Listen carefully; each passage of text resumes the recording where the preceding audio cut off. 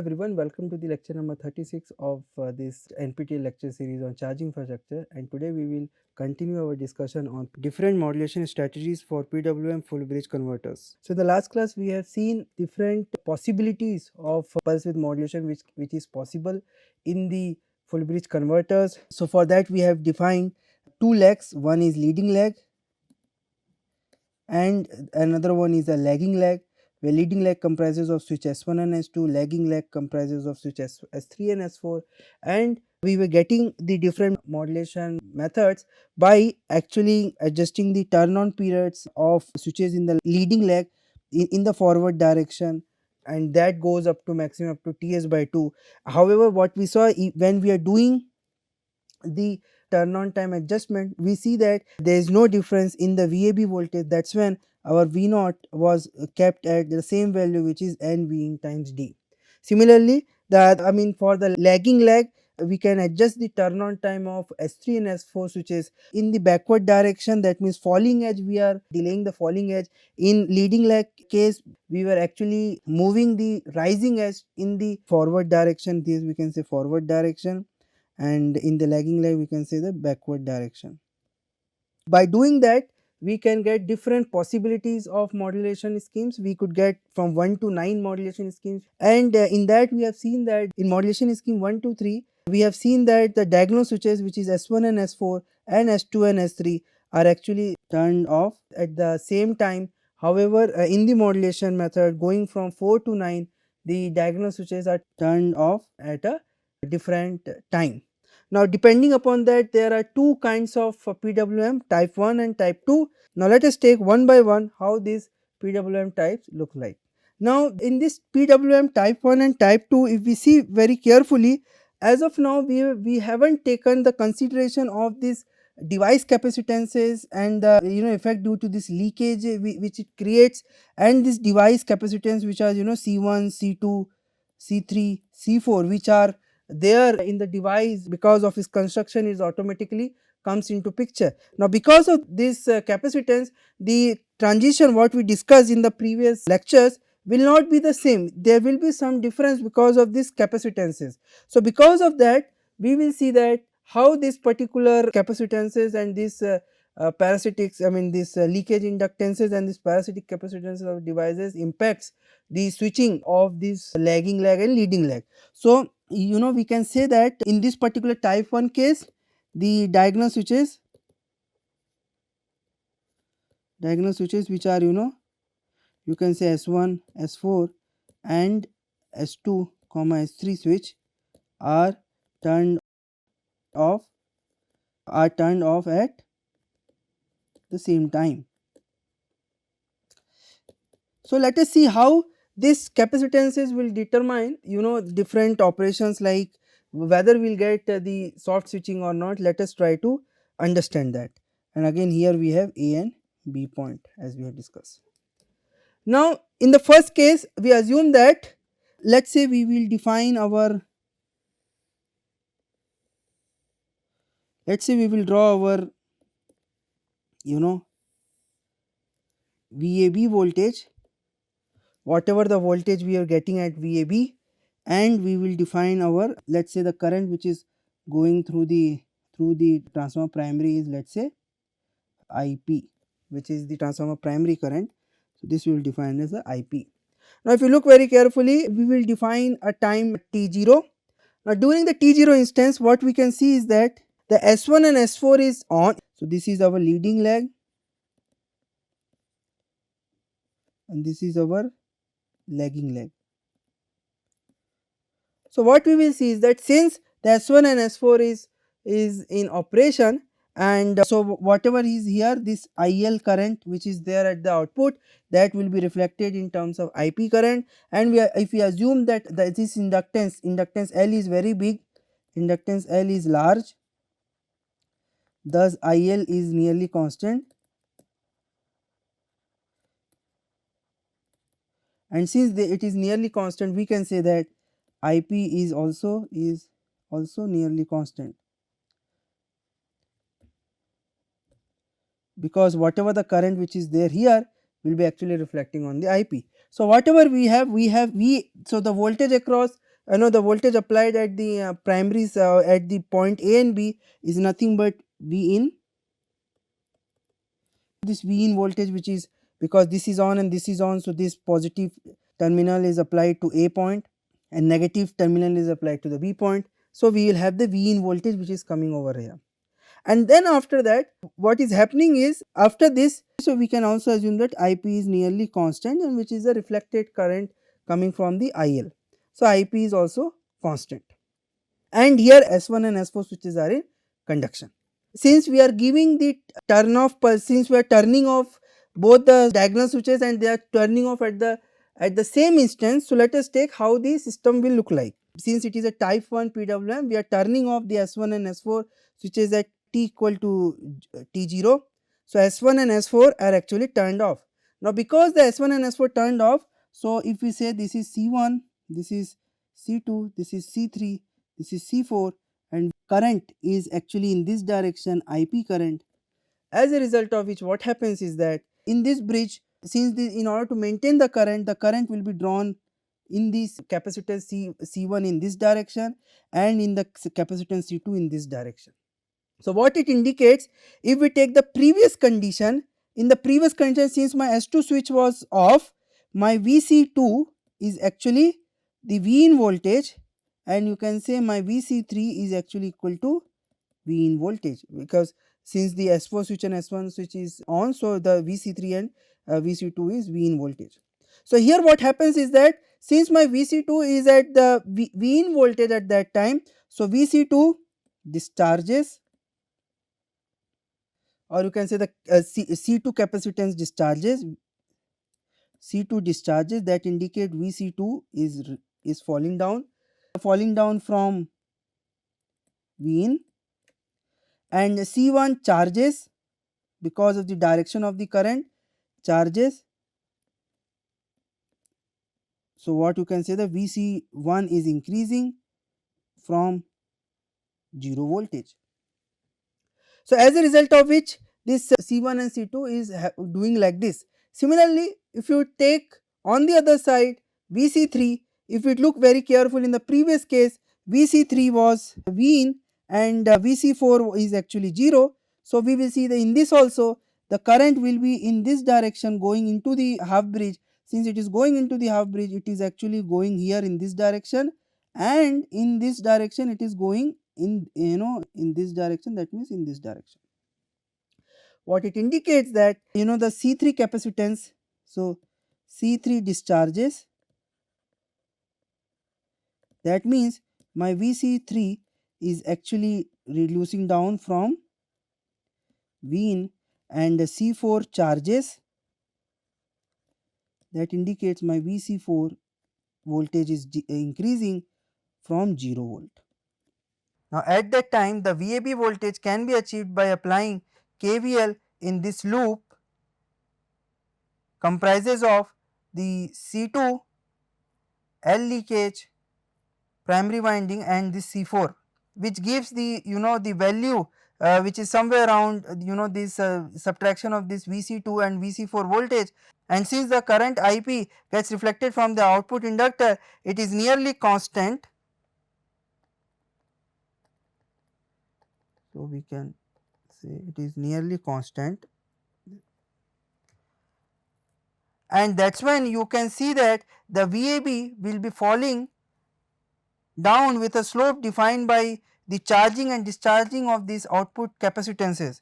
So, we can see that the slope, you can see the VAB falls with a slope nothing but equal to dV dt nothing but minus IP divided by C1 plus C2 minus IP divided by C3 plus C4. That is a slope which it will be falling down. Now, after this, what happens is that this voltage, when it goes completely to minus V in, at this point it goes to continuously going and become equal to minus V in at T1. Now, at T equal to T1, what happens is that during this time my VC2 goes to completely to 0 and my VC3 becomes 0, as a result of which the current will now, the IP current, the transformer current will now start flowing through the diode D2 and D3, and we can write D2 and D3 is in conduction. Now since the D2 and D3 is conducting this diode and this diode is conducting, the VAB voltage is actually nothing but minus V in voltage which is been applied, because the A terminal is connected to negative of DC link and B terminal is connected to the positive terminal of the DC link. So that's when we will have the minus V in voltage, let's say up to certain point, let's say define this as D2 point. And this, because of this thing, the current will now, the IP current will now actually started to falling down, and it keeps on falling down and becomes equal to 0, because of the fact that we are now applying a negative V in voltage from here. And since IP is falling, it goes below the value of reflected IL current and becomes not equal to IL current which is being reflected as in the previous case. Because of that, what happens is that this IL has to find a path, because this L is very large. So because of that, what happens is that the current after coming here gets divided into the top winding and bottom winding, they both get this distributed. So we can say that IDR1 plus IDR2 is nothing but IL. So both currents get divided into both the winding, and since both the current divided into both the winding, both the DR1 and DR2 is forward bias, the entire secondary side winding is short circuited. Because of this, there is no voltage, I mean the voltage of the primary winding is actually 0. Now since the voltage across the primary winding is 0, however at the terminal we are applying the minus V in, at the VAB terminal we are applying minus V in. Since we are applying minus V in, this entire minus V in is appearing across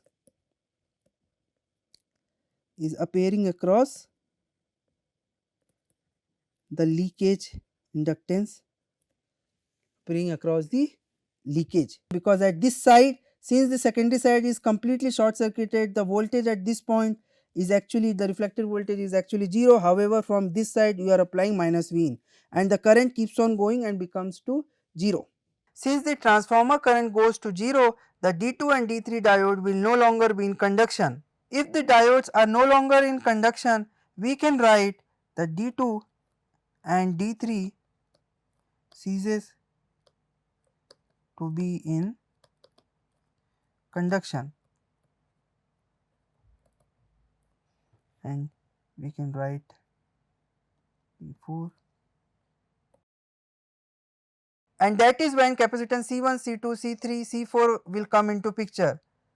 And at the same time, the IL current has to find a pathway, as a result of which the DR1 and DR2 will get forward biased, and as a result of which the secondary winding gets short circuited. And as the secondary winding gets short circuited, the voltage at this point, that means at the primary winding, you can say this to be Vp. We can also write this Vp is nothing but equal to 0. And since Vp is 0, the entire VAB is actually appearing across this L leakage, and thus in this circuit C1, C2, C3, C4 will start resonating with L leakage. As C1, C2 and C3, C4 comes in parallel, so in this circuit, if you see, the current is coming over here, it is coming over here, it goes here through C1, it comes back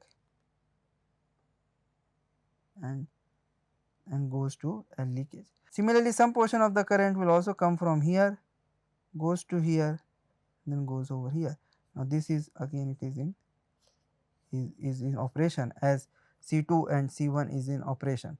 So as a result of which, what you will see is that the L leakage comes in resonant with C1, C2, C3 and C4 capacitance, and because of this resonance you will start seeing some sinusoidal variation in VAB and some sinusoidal variation in IP current. So let us draw that, how the VAB and IP will look like.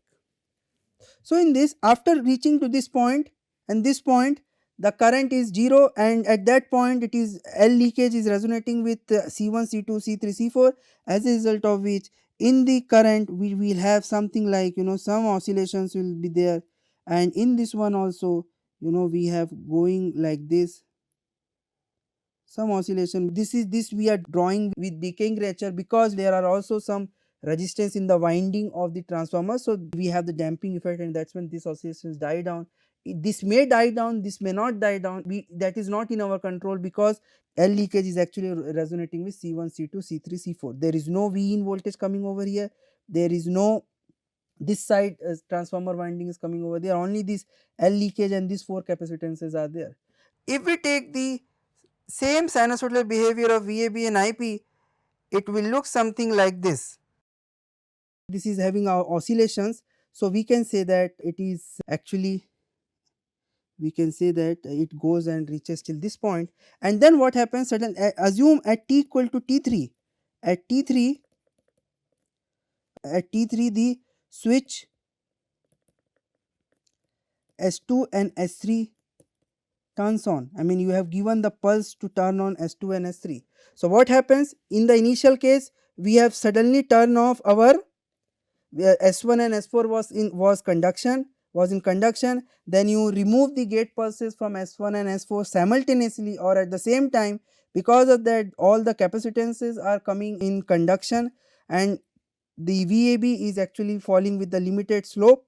After that, the voltage of VAB goes to negative because the diode D2 and D3 conducts. Since diode D2 and D3 conducts, because the voltage across VC3 and VC2 is 0, they are conducting, as a result of which this IP current is falling, and it falls until it reaches the point 0, and at point 0 what happens is that this L leakage comes in resonant with C1, C2, C3, C4, and as a result of which you will see oscillatory behavior of inductor current, which is nothing but IP. We have the oscillatory behavior, and similarly the voltages across C1, C2, C3, C4 is also having oscillation, as a result of which at the VAB we will see some kind of oscillations, and these oscillations are die down because of the resistance of this winding. Now the VAB voltage is oscillating, and these voltages will be appearing across S2 and S3, and when at t equal to T3, S2 and S3 are turned on by giving gate pulses to S2 and S3, they may turn on with non-zero voltages across them.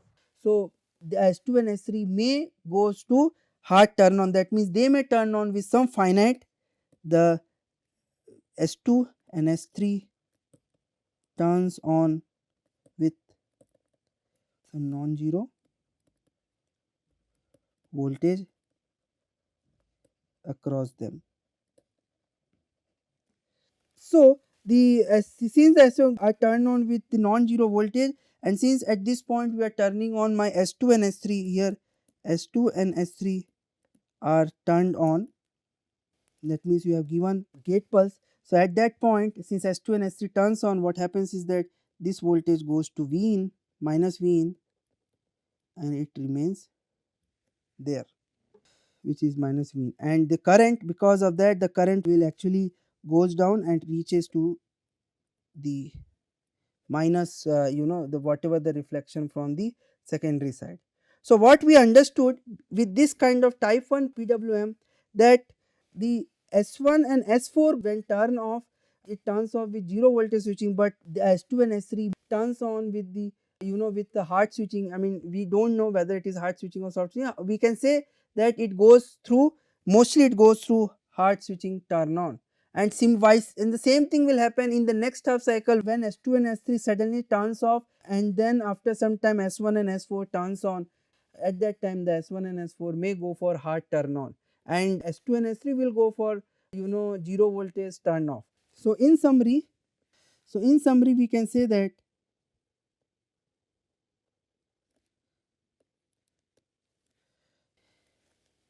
the S1, S2, S3, S4 turned off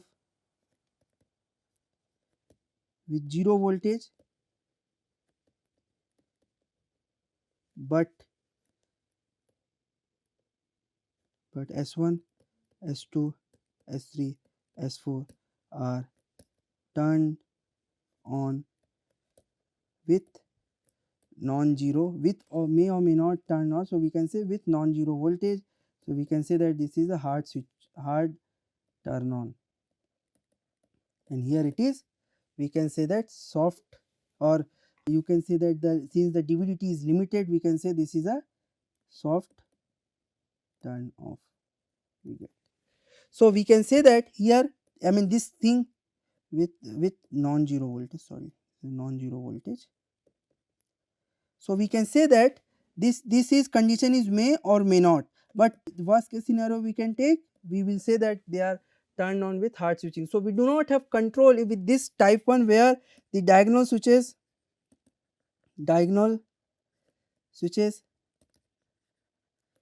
turns off simultaneously. We get, what happens is that the turn on instances we may get a hard turn on, or we can say that at worst case scenario we always get hard turn on. However, during the turn off, the voltage across the the bridges, or the voltage across the transformer winding, which is VAB, is limited by the slope. So that's a, in summary, that's a type 1 PWM. Now let us take type 2 PWM. In type 2 PWM, both the diagonal switches, that means in this case we are seeing for S1 and S4, the S1 and S4 turns off at a different times. So here the turning off of diagonal switches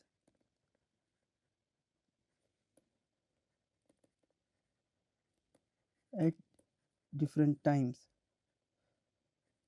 or you can say they are turning off in staggered manner, one after the other. So in this, the initially again the same thing, the S1 and S4 is in conduction.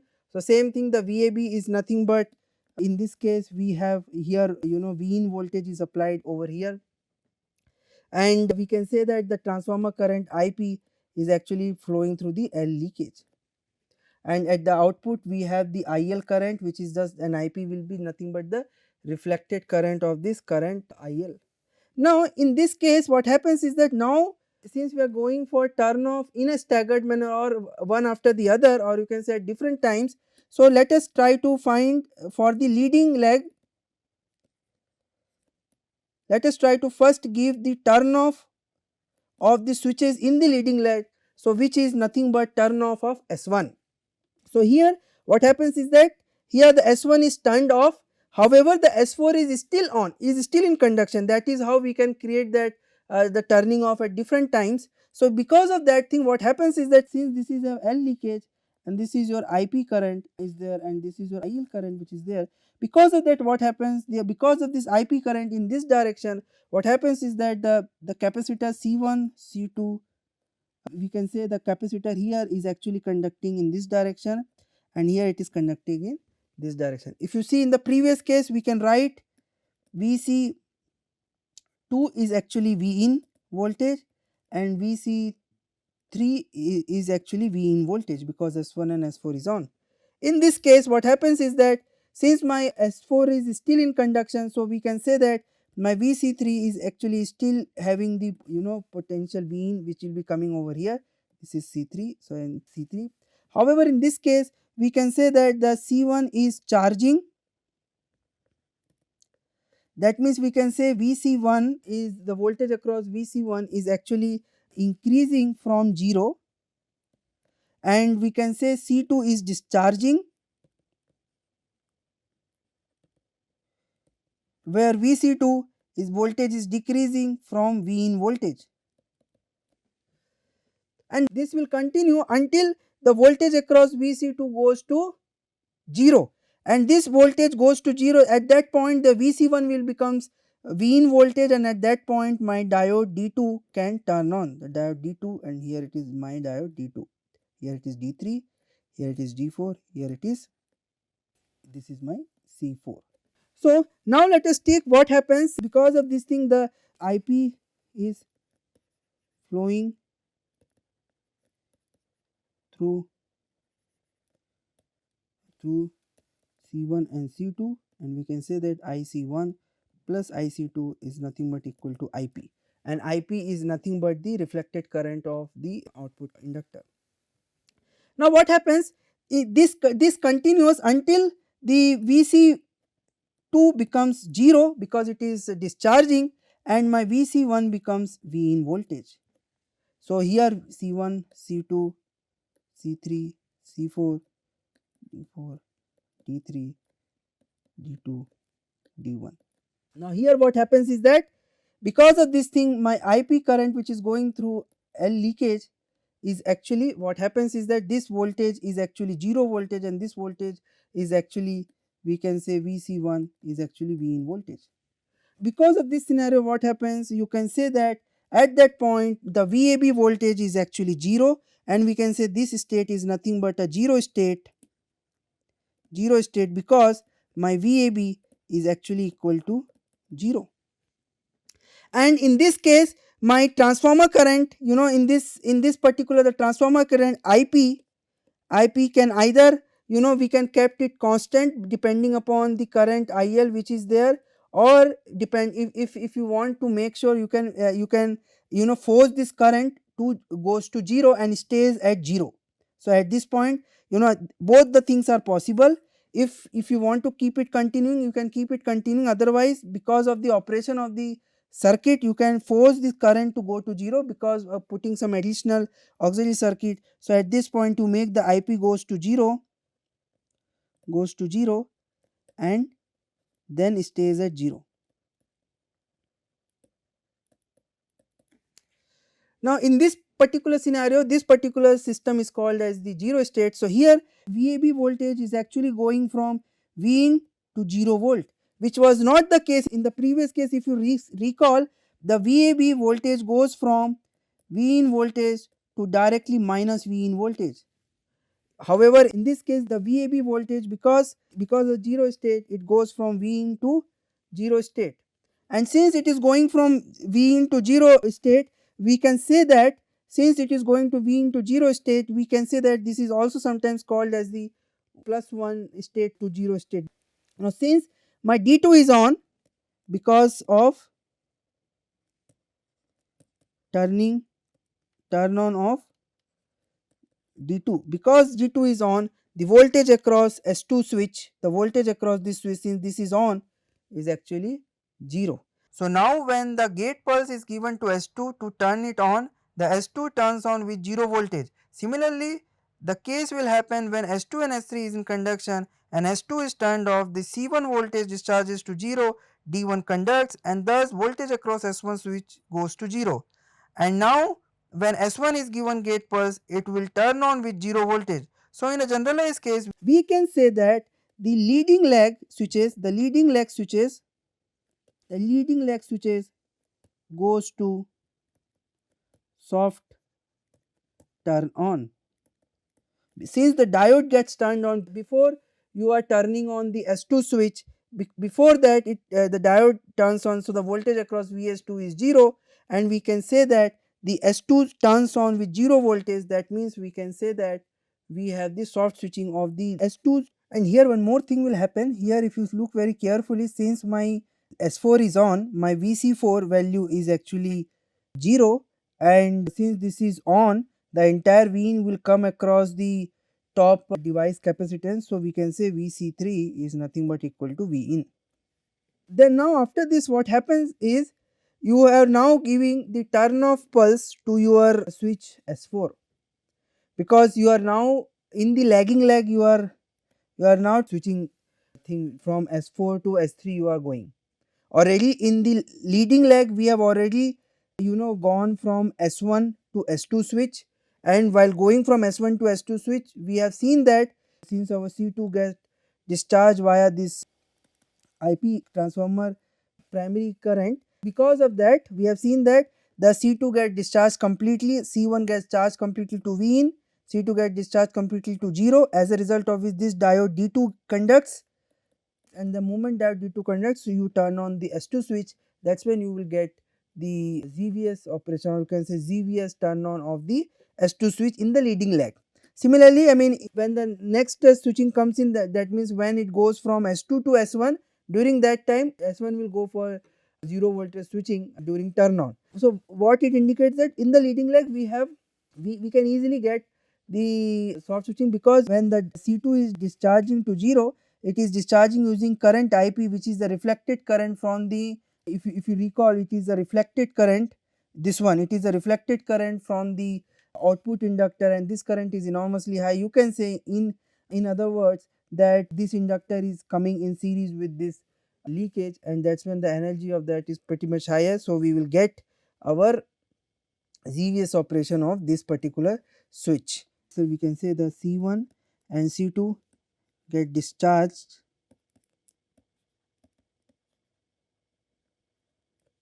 by IP current, which is the output inductor, which is the reflected current of output inductor. And since the reflected current of output inductor is enormously higher, and this leakage, this L leakage and this inductor, output inductor, comes in series, because since this IL is the reflected current, we can just write this. We have L leakage plus L, which actually get shifted to primary side. So you can say L by N square, where N is nothing but Ns by Np. So L by N square times, if let's say if the IL current, the average value of IL current is the I naught, which is going to output load. So we can say half IP square, and this energy is large as L is generally a larger value, and IP is the reflected output current, which is having a finite value. So the condition to achieve soft turn on is that this energy must be greater than half C1 V in square plus half C2 V in square. This is there, and since it is larger enough, since it is large, the leading lag switches will achieve the ZVS. Now if you look for the in the lagging lag side, when after the lagging lag switches, it is changing its state. That means from S4, now S4 gets turned off. Now during the S4 gets turned off, what happens? Let's say D3 C3 D4 C4. During that time, what happens? Because of this current, IP current, which is there, now this particular current will actually be flowing through this capacitance. So there will be current which is coming over here, and it goes in this direction and in the top direction. So this is also there. So it will go, and it will go in this direction. That means what you will see is that the VC3 is discharging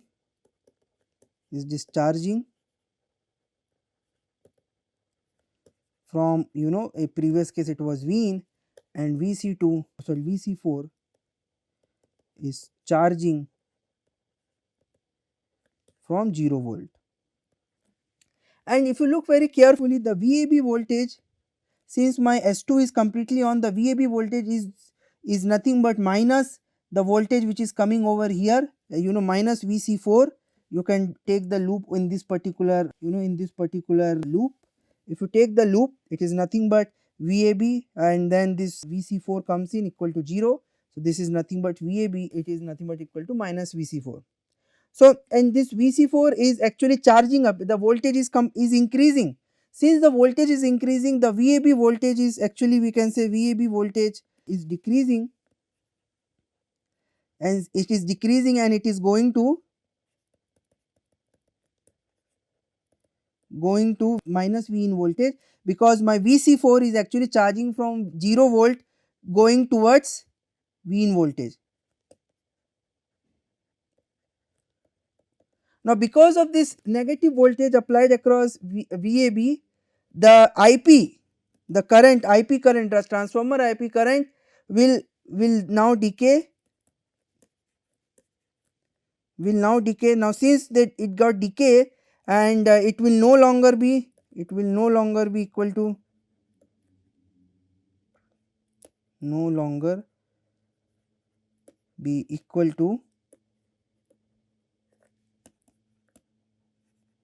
reflected output current. This is IL, reflected output inductor current.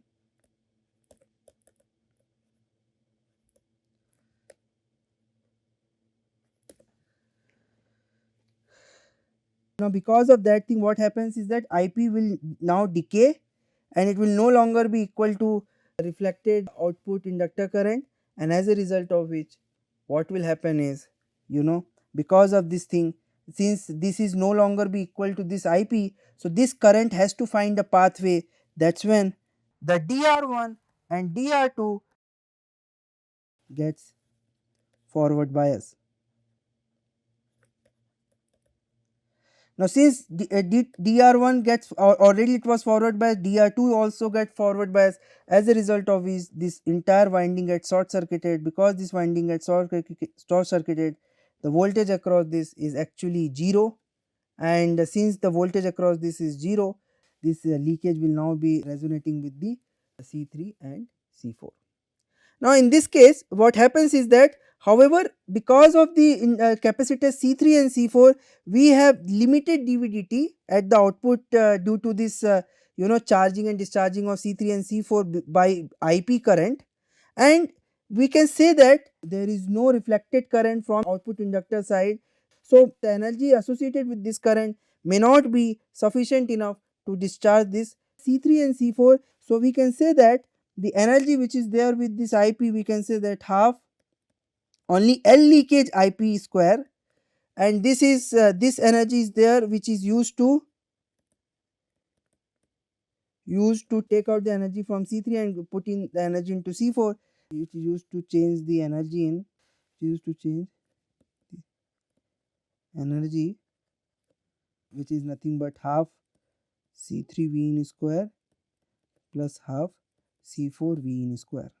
Now if load current is very less, so that means my IP will also be very less, because IP was the reflected current of IL, so IP will be very less. That's when, and already L leakage is very much smaller than this L value. So the condition maybe arises that this half L leakage IP square may not be greater than this particular energy. That's when the C3 may not get fully discharged to 0 and C4 may not get fully charged to V in, and that's when the S3 may go for hard switching. They may not go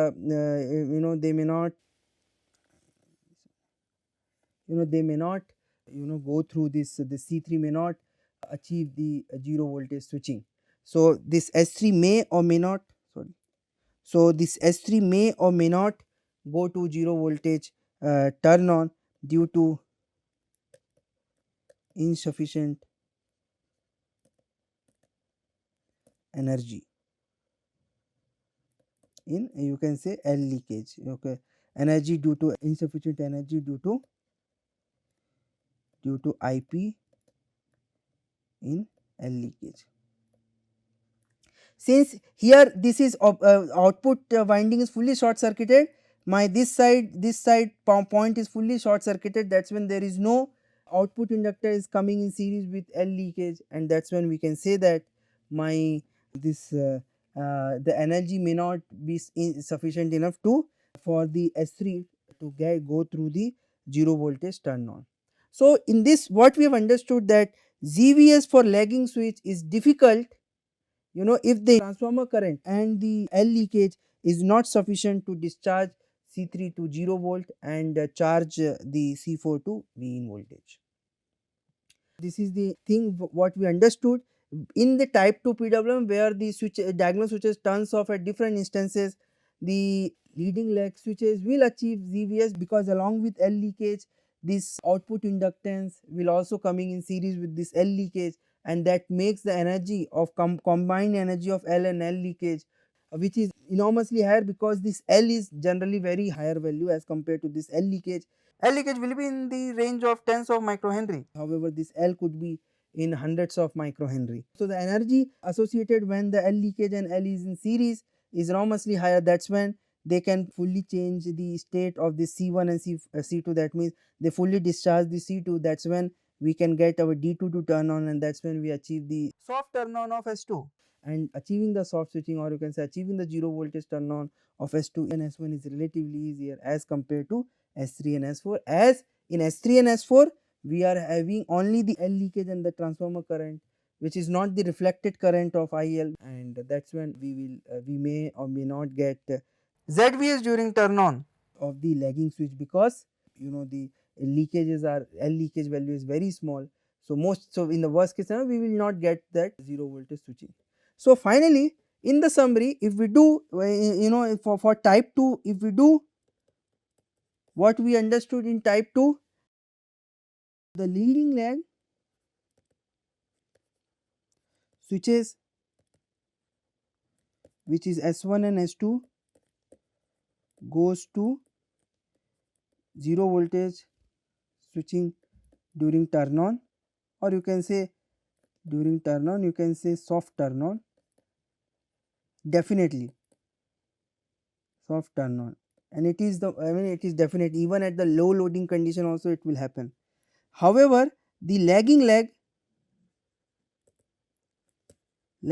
switches S3 and S4 may or may not go to ZVS turn on. Okay, so mostly you can say it is the hard turn on, or you can say suddenly, I mean when you're turning on, there is some non-zero losses across this thing, and DVDT is also not limited at the output of the lagging lag bridge. However, in this case, and particularly this may not happens generally at low loading conditions, at light loading conditions, low or you can say light loading conditions, mostly in light loading conditions, and you know, if the L leakage is very small. So in both the cases this scenario happen, and sometimes if these C3 and C4 output capacitance of devices are enormously higher, and the voltage, input voltage is enormously higher, so during that time also it is not possible. So this is the final understanding we got. So finally we understood that in type 1, when the in type 1 PWM, when the type 2, so we understood that in type 1 S1, S2, S3, S4 turns off with 0 voltage switching, S1, S2, S3, S4 turns off with 0 voltage switching, and they turned on without ZVS, or you can say these are actually the hard turn on, we get hard turn on of the devices. So this is type 1 when the diagonal switches are switching at the same time. The diagonal switches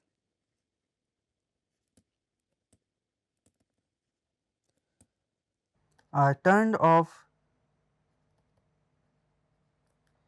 at the same time. However, in type 2, what we saw that the lagging lag or the leading lag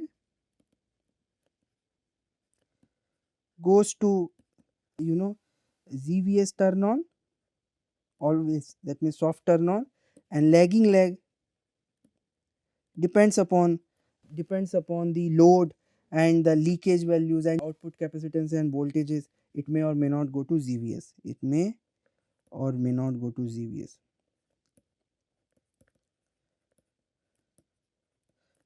turn on.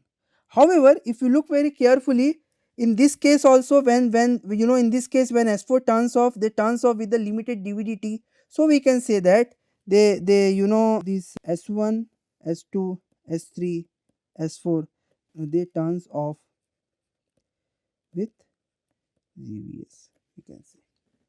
Here also we can say the same way, and in this one also, when it is turned off because of C1 and C2, it actually turns off with the 0 voltage switching, or you can say with the limited DVDT at the output of the half bridge, or limited DVDT at the output of corresponding half bridges. Here it is you know, limited DVDT, here it is not limited DVDT. If you look here, goes, you know, in the type 1, here it is not limited DVDT, here it is with limited DVDT. So this is what we you know, the different PWM possibilities are there, and one can select that required PWM and can able to achieve the, you know, required soft switching of the full bridge converter, and thus can able to achieve nearly very less switching losses, even though you are going for a high switching frequency operation. And you need to go to high switching frequency because you have the isolated transformer, and we know that isolated transformer size is inversely proportional to the switching frequency. So, we go for high switching frequency such that the size of the DC-DC isolated DC-DC converter is very small. Now, in the next class we will study the phase shifted full bridge converter and its operation. Thank you very much for patiently listening to this lecture.